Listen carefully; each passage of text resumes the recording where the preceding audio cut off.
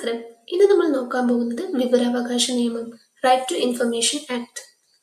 വിവരാവകാശ നിയമത്തിന്റെ മുൻഗാമി freedom of information act 2002. വിവരാവകാശ നിയമത്തിന്റെ മുൻഗാമി ഫ്രീഡം ഓഫ് ഇൻഫർമേഷൻ ആക്ട് 2002. വിവരാവകാശ നിയമം പാസാക്കാൻ കാരണമായ സംഘടന മസ്ദൂർ കിസാൻ ശക്തി സംഘടൻ. വിവരാവകാശ നിയമം പാസാക്കാൻ കാരണമായ സംഘടന മസ്ദൂർ കിസാൻ ശക്തി സംഘടൻ. മസ്ദൂർ കിസാൻ ശക്തി സംഘത്തിന് നേതൃത്വം കൊടുത്തത് അരുണ റോയ്. മസ്ദൂർ കിസാൻ ശക്തി സംഘത്തിന് നേതൃത്വം കൊടുത്തത് അരുണ റോയ്. മസ്ദൂർ കിസാൻ ശക്തി സംഘടൻ രൂപം കൊണ്ടത് രാജസ്ഥാനിൽ. മസ്ദൂർ കിസാൻ ശക്തി സംഘടൻ രൂപം കൊണ്ടത് രാജസ്ഥാനിൽ. വിവരാവകാശ നിയമം പാർലമെന്റ് പാസാക്കിയത് എന്ന് 15 ജൂൺ 2005. വിവരാവകാശ നിയമം പാർലമെന്റ് പാസാക്കിയത് 15 ജൂൺ 2005. രാഷ്ട്രപതി ഒപ്പുവെച്ചത് 2005 ഓഗസ്റ്റ് 1. രാഷ്ട്രപതി ഒപ്പുവെച്ചത് 2005 ഓഗസ്റ്റ് 1. വിവരാവകാശ കമ്മീഷൻ നിലവിൽ വന്നത് 2005 ഒക്ടോബർ 12. വിവരാവകാശ കമ്മീഷൻ നിലവിൽ വന്നത് 2005 ഒക്ടോബർ 12. വിവരാവകാശ പ്രസ്ഥാനം ആരംഭിച്ച സംസ്ഥാനം രാജസ്ഥാൻ. വിവരാവകാശ പ്രസ്ഥാനം ആരംഭിച്ച സംസ്ഥാനം രാജസ്ഥാൻ. വിവരാവകാശ നിയമം ആദ്യമായി നടപ്പിലാക്കിയ സംസ്ഥാനം തമിഴ്നാട്. വിവരാവകാശ നിയമം ആദ്യമായി നടപ്പിലാക്കിയ സംസ്ഥാനം തമിഴ്നാട്. നിലവിൽ ഇന്ത്യയിലെ എല്ലാ സംസ്ഥാനങ്ങളിലും വിവരാവകാശ നിയമം ബാധകമാണ്. മുൻപ് ജമ്മു കാശ്മീരിനെ ഒഴിവാക്കിയിരുന്നു. ഇപ്പോൾ സുപ്രീം കോടതി ചീഫ് ജസ്റ്റിസിന്റെ ഓഫീസും ഈ നിയമത്തിന്റെ പരിധിയിൽ വരും. മുഖ്യ വിവരാവകാശ കമ്മീഷണറെയും മറ്റു കമ്മീഷന്മാരെയും നിയമിക്കുന്നത് രാഷ്ട്രപതി. മുഖ്യ വിവരാവകാശ കമ്മീഷണറെയും മറ്റു കമ്മീഷന്മാരെയും നിയമിക്കുന്നത് രാഷ്ട്രപതി. മുഖ്യ വിവരാവകാശ കമ്മീഷണറെയും മറ്റു കമ്മീഷന്മാരെയും നിയമിക്കുന്നതിന് ശുപാർശ ചെയ്യുന്ന കമ്മിറ്റി തലവൻ പ്രധാനമന്ത്രി. മുഖ്യ വിവരാവകാശ കമ്മീഷണറെയും മറ്റു കമ്മീഷണർമാരെയും നിയമിക്കുന്നതിന് ശുപാർശ ചെയ്യുന്ന കമ്മിറ്റി തലവൻ പ്രധാനമന്ത്രി.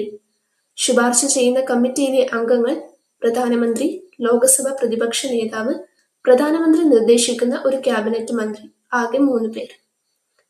വിവരാവകാശ നിയമ ഭേദഗതി ബിൽ ലോക്സഭ പാസാക്കിയത് 2019 ജൂലൈ 22. വിവരാവകാശ നിയമ ഭേദഗതി ബിൽ ലോക്സഭ പാസാക്കിയത് 2019 ജൂലൈ 22. ഭേദഗതി രാജ്യസഭ പാസാക്കിയത് 25 ജൂലൈ 2019.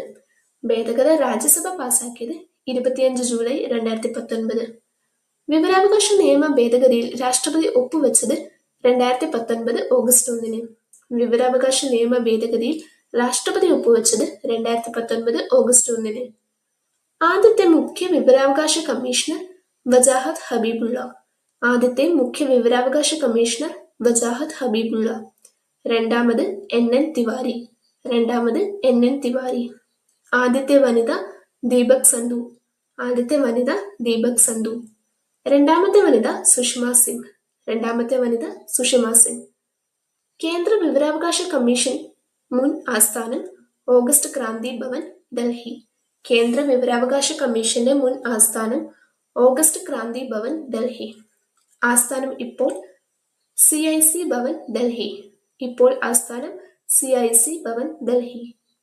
വിവരാവകാശ നിയമം പാസാക്കിയ സമയത്തെ പ്രധാനമന്ത്രി മൻമോഹൻ സിംഗ്. വിവരാവകാശ നിയമം പാസാക്കിയ സമയത്തെ പ്രധാനമന്ത്രി മൻമോഹൻ സിംഗ്. ഒപ്പുവെച്ച രാഷ്ട്രപതി APJ അബ്ദുൽ കലാം. ഒപ്പുവെച്ച രാഷ്ട്രപതി APJ അബ്ദുൽ കലാം. മുഖ്യ വിവരാവകാശ കമ്മീഷണർ മറ്റു അംഗങ്ങളുടെയും കാലാവധി 3 വർഷം. താൽപ്പര്യമെങ്കിൽ കേന്ദ്ര സർക്കാർ നിശ്ചയിക്കും വിധം.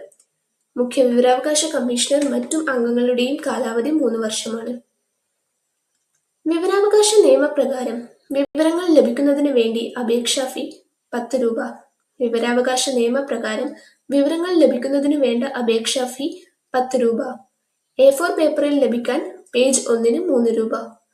ഓഫീസിൽ നേരിട്ട് വിവരങ്ങൾ പരിശോധിക്കാൻ ആദ്യം 1 മണിക്കൂർ സൗജന്യം, തുടർന്നുള്ള ഓരോ 30 മിനിറ്റും 10 രൂപ വീതം. ഇലക്ട്രോണിക് രൂപത്തിൽ വിവരം നൽകുന്നതിന് പെൻഡ്രൈവ്, CD എന്നിവയ്ക്ക് 75 രൂപ. അപേക്ഷാ ഫീസിൽ നിന്നും ഒഴിവാക്കിയിട്ടുള്ളത് BPL വിഭാഗത്തെ മാത്രം. അപേക്ഷാ ഫീസിൽ നിന്നും ഒഴിവാക്കിയിട്ടുള്ളത് BPL വിഭാഗത്തെ മാത്രമാണ്. അപേക്ഷ സ്വീകരിക്കുന്ന തീയതി മുതൽ 20 വർഷം വരെ പിന്നോട്ടുള്ള വിവരങ്ങളാണ് ലഭിക്കുക. സമർപ്പിക്കേണ്ട അപേക്ഷ എഴുതേണ്ട ഭാഷ ഇംഗ്ലീഷ് അല്ലെങ്കിൽ ഹിന്ദി, അല്ലെങ്കിൽ ആ പ്രദേശത്തെ ഔദ്യോഗിക ഭാഷയിലോ നൽകാം. അപേക്ഷയ്ക്ക് നിശ്ചിത ഫോറം ഇല്ല. വിവരം ലഭിക്കാൻ ഏതൊക്കെ രീതിയിൽ അപേക്ഷ നൽകാം? ലിഖിതമായോ ഇലക്ട്രോണിക്കായോ നൽകാം. ടെലിഫോണിലൂടെ ആദ്യം നൽകിയത് UP ആണ്. വിവരം ലഭിക്കാൻ ലിഖിതമായോ ഇലക്ട്രോണിക് ആയോ നൽകാം. ടെലിഫോണിലൂടെ ആദ്യം നൽകിയത് UP ആണ്. വിവരാവകാശ നിയമപ്രകാരം വിവരം ലഭിക്കാൻ അപേക്ഷ നൽകേണ്ടത് സ്ഥാപനത്തിലെ പബ്ലിക് ഇൻഫർമേഷൻ ഓഫീസർക്ക് അല്ലെങ്കിൽ അസിസ്റ്റന്റ് പബ്ലിക് ഇൻഫർമേഷൻ ഓഫീസർക്ക്. പബ്ലിക് ഇൻഫർമേഷൻ ഓഫീസർ മറുപടി എത്ര ദിവസത്തിനകം നൽകണം? 30 ദിവസത്തിനകം. പബ്ലിക് ഇൻഫർമേഷൻ ഓഫീസർ മറുപടി എത്ര ദിവസത്തിനകം നൽകണം? 30 ദിവസത്തിനകം. അസിസ്റ്റന്റ് പബ്ലിക് ഇൻഫർമേഷൻ ഓഫീസർ മറുപടി നൽകേണ്ടത് 35 ദിവസത്തിനകം. അസിസ്റ്റന്റ് പബ്ലിക് ഇൻഫർമേഷൻ ഓഫീസർ മറുപടി നൽകേണ്ടത് 35 ദിവസത്തിനകം. വിവരം നൽകാൻ താമസിക്കുന്ന ഓരോ ദിവസത്തിനും നൽകേണ്ട പിഴ 250 രൂപ. വിവരം നൽകാൻ താമസിക്കുന്ന ഓരോ ദിവസത്തിനും നൽകേണ്ട പിഴ 250 രൂപ. ഒരു വ്യക്തിയുടെ ജീവനും സ്വാതന്ത്ര്യത്തെയും സംബന്ധിച്ച വിവരങ്ങൾ ആണെങ്കിൽ 48 മണിക്കൂറിനകം വിവരങ്ങൾ നൽകണം. മനുഷ്യാവകാശ ലംഘനവുമായി ബന്ധപ്പെട്ട വിഷയമാണെങ്കിൽ എത്ര ദിവസത്തിനകം മറുപടി നൽകണം? 45 ദിവസം. വിവരാവകാശ നിയമപ്രകാരം ലഭിച്ച അപേക്ഷ മറ്റൊരു അധികാര സ്ഥാപനത്തിന് കൈമാറേണ്ടതുണ്ടെങ്കിൽ അപേക്ഷ ലഭിച്ച തീയതി മുതൽ 5 ദിവസത്തിനകം കൈമാറണം. മൂന്നാം കക്ഷിയുടെ വിവരം ഉൾപ്പെടുന്ന അപേക്ഷയ്ക്ക് മറുപടി നൽകാൻ സമയം 40 ദിവസം. മൂന്നാം കക്ഷിയുടെ വിവരം ഉൾപ്പെടുന്ന അപേക്ഷയ്ക്ക് മറുപടി നൽകാൻ സമയം 40 ദിവസം. ഒന്നാം അപ്പീൽ നൽകേണ്ടത് ആർക്ക്? ഒന്നാം അപ്പീൽ അധികാരി. അപ്പീലിനു മേൽ തീർപ്പ് കൽപ്പിക്കേണ്ടത് 30 ദിവസം. വിവരാവകാശ നിയമം നടപ്പിലാക്കിയ എത്രാമത്തെ രാജ്യമാണ് ഇന്ത്യ? 55. വിവരാവകാശ നിയമം നടപ്പിലാക്കിയ എത്രാമത്തെ രാജ്യമാണ് ഇന്ത്യ? 55. ആദ്യ രാജ്യം സ്വീഡൻ. ആദ്യ രാജ്യം സ്വീഡൻ. നിയമം പ്രാബല്യത്തിൽ വന്നപ്പോൾ 6 അധ്യായങ്ങളും 31 വകുപ്പുകളും ഉണ്ടായിരുന്നു. നിയമം പ്രാബല്യത്തിൽ വന്നപ്പോൾ 6 അധ്യായങ്ങളും 31 വകുപ്പുകളും ഉണ്ടായിരുന്നു. വകുപ്പ് 4.1 വിവരാവകാശ കമ്മീഷന്റെ രൂപീകരണം, പബ്ലിക് ഇൻഫർമേഷൻ ഓഫീസർ, അപ്പീൽ അധികാരികൾ, വെളിപ്പെടുത്തേണ്ട വിവരങ്ങൾ തുടങ്ങിയവ ഉൾപ്പെടുന്നു. വകുപ്പ് 2 പ്രകാരം വിവരം എന്നാൽ രേഖകൾ, പ്രമാണങ്ങൾ, ഇമെയിൽ തുടങ്ങിയവയും പൊതു അധികാര സ്ഥാപനങ്ങളിലെ മറ്റു വിവരങ്ങൾ, സ്വകാര്യ സ്ഥാപനത്തെ സംബന്ധിക്കുന്ന വിവരങ്ങളും ഉൾപ്പെടെ ഏത് രൂപത്തിലുള്ള വിവരവും ഉൾപ്പെടുന്നു. മൂന്നാം കക്ഷി എന്നാൽ അപേക്ഷകനല്ലാത്ത ഏതൊരു വ്യക്തിയും പൊതു അധികാരിയും മൂന്നാം കക്ഷി നിർവചനത്തിൽ വരുന്നു. ഒന്നാം കക്ഷി അപേക്ഷകൻ, രണ്ടാം കക്ഷി പബ്ലിക് ഇൻഫർമേഷൻ ഓഫീസർ. വകുപ്പ് 6.3 അപേക്ഷ സ്വീകരിച്ച ഓഫീസിൽ പ്രസ്തുത വിവരം ഇല്ലെങ്കിൽ അത് മറ്റൊരു സ്ഥാപനവുമായി ബന്ധപ്പെട്ടതാണെങ്കിൽ അപേക്ഷ സ്വീകരിച്ച തീയതി മുതൽ 5 ദിവസത്തിനുള്ളിൽ അയച്ചു കൊടുക്കേണ്ടതും ആ വിവരം അപേക്ഷകനെ രേഖമൂലം അറിയിക്കേണ്ടതുമാണ്. വിവരാവകാശ പ്രകാരം നൽകേണ്ടതല്ലാത്ത വിവരങ്ങൾ വകുപ്പ് 8.1 മുതൽ J വരെ. 8.1 ഭാരതത്തിന്റെ പരമാധികാരം, അഖണ്ഡത, സുരക്ഷിതത്വം തുടങ്ങിയവയെ ബാധിക്കും എന്ന് തോന്നുന്ന വിവരങ്ങൾ നൽകേണ്ടതില്ല. ആർമി, റോ, CBI എന്നിവ. 8.1 കോടതിയുടെ പക്കലുള്ള വിവരങ്ങൾ നൽകുന്നത് നിരോധിച്ചിട്ടുള്ളപ്പോൾ അല്ലെങ്കിൽ കോടതി അലക്ഷ്യമായി തീരാവുന്ന വിവരങ്ങൾ. 8.1 പാർലമെന്റ്, നിയമസഭ എന്നിവയുടെ വിശേഷ അവകാശത്തിന്റെ ലംഘനായി തീരാവുന്ന വിവരങ്ങൾ. 8.1 വ്യാപാരം, വാണിജ്യം, രഹസ്യങ്ങളെ സംബന്ധിക്കുന്നവ. 8.1 പരസ്പര വിശ്വാസത്തിന്മേൽ ലഭ്യമായവ. 8.1 വിദേശ സർക്കാരിൽ നിന്നും ലഭിച്ചവ.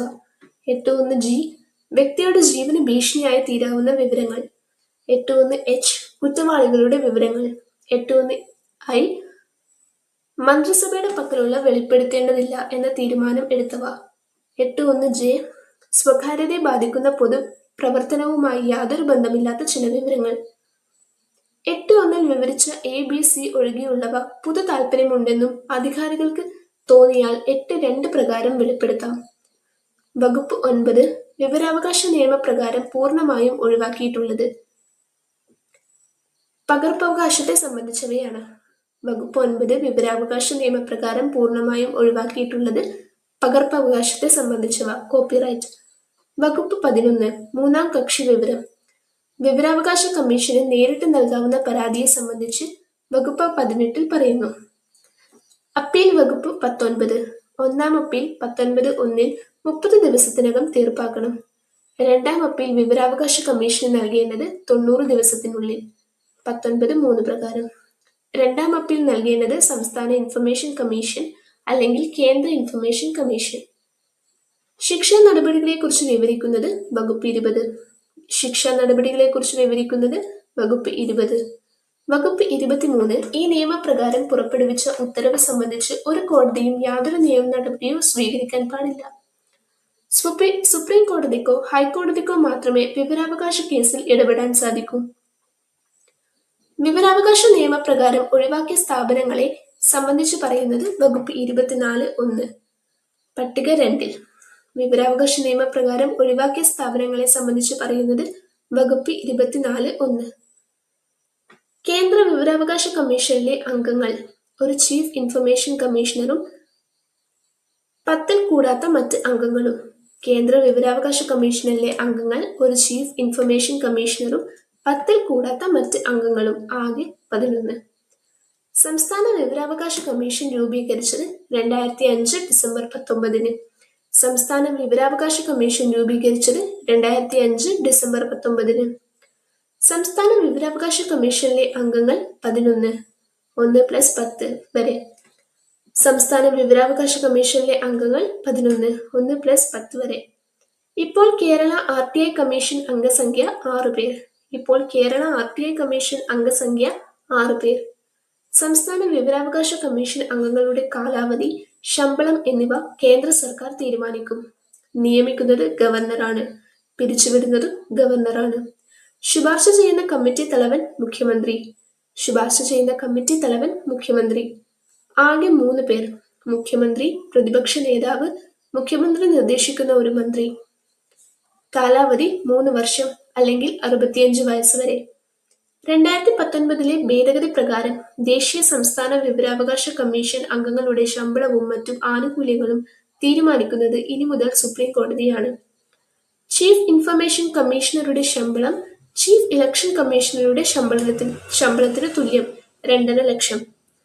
കേരള സംസ്ഥാനത്തിന്റെ ആദ്യ chief information commissioner Palat Mohandas. Kerala സംസ്ഥാനത്തിന്റെ ആദ്യ chief information commissioner Palat Mohandas. Thank you.